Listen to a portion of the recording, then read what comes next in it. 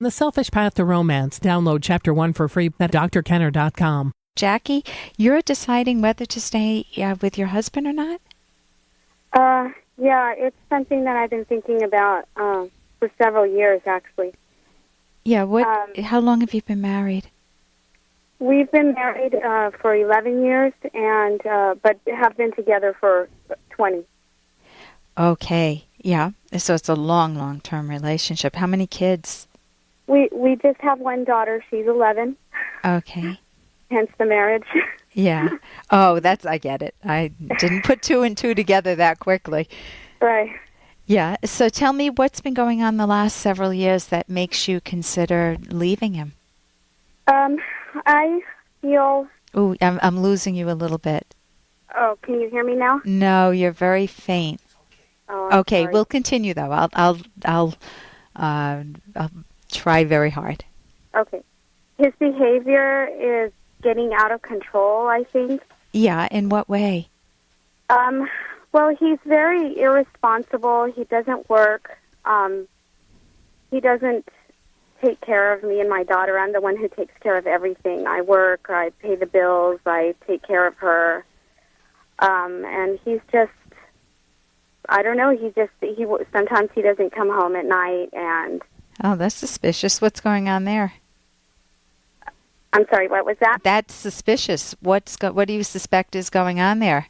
I feel like it might be drugs, but I'm not drugs? sure. Any paraphernalia?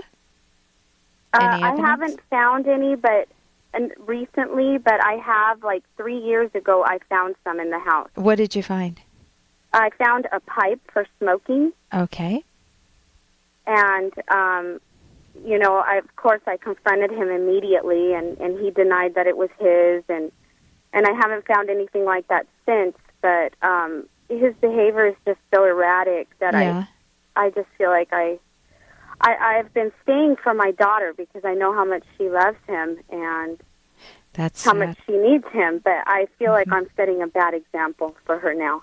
You mean that she will think that relationships involve staying with somebody who's not taking responsibility? Right. Yeah. I don't want her to think that's okay. That's my problem is it more important for her to have her father, or is it more important for her to see me take care of myself? It's more important for you to be honest. That's the bottom line. And it sounds like, have you been happy? Obviously not in the relationship, right? No, it's been a long time since I've been happy. And it's not that he fought in the war and came home and had an injury and you're dealing with that. It's something that's within his control. He can choose to go out and use drugs or not. I mean, I don't agree with the disease model of drugs. And these are choices he's made. He can choose to find work and pick up some of the slack, or if even be the man of the house, try to be the man of the house. Or he could choose not to. And the fact that you're doing all of this makes him much less lovable by his own choices. Right.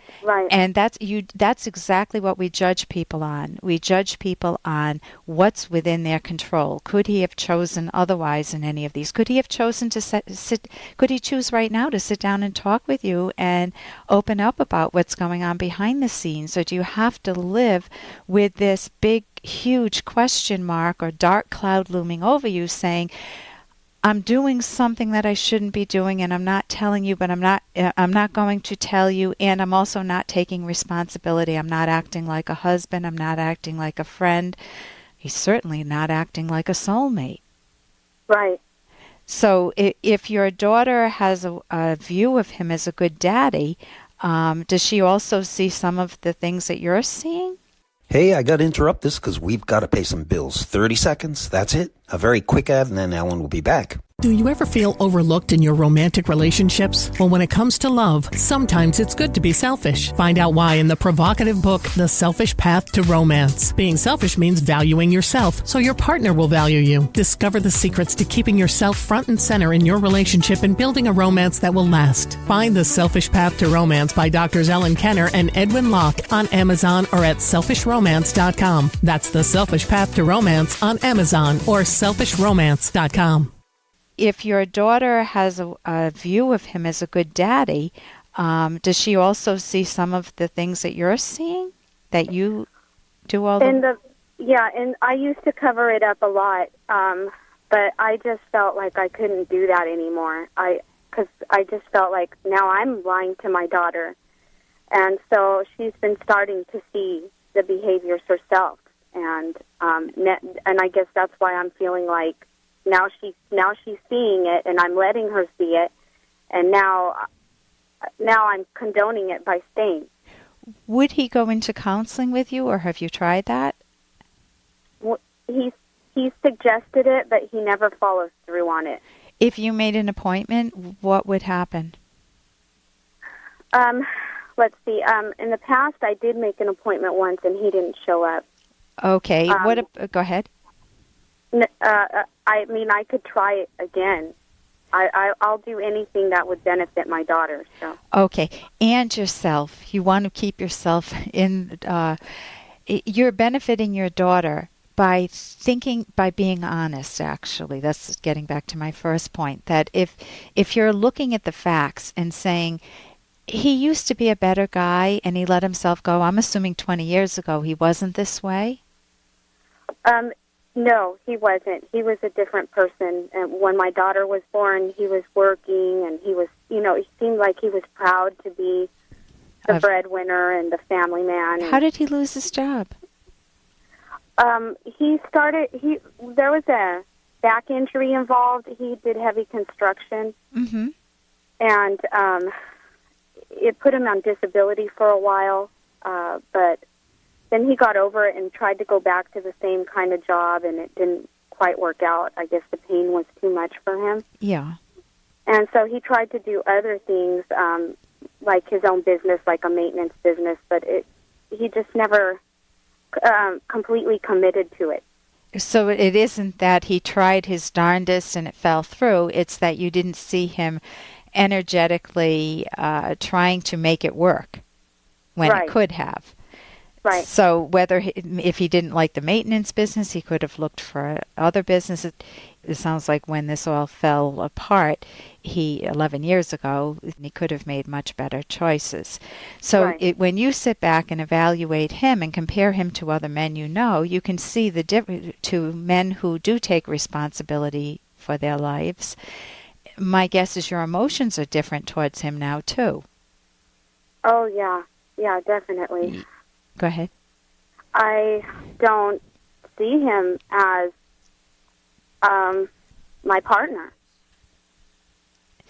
So the marriage is dissolving, even though you both are remaining married.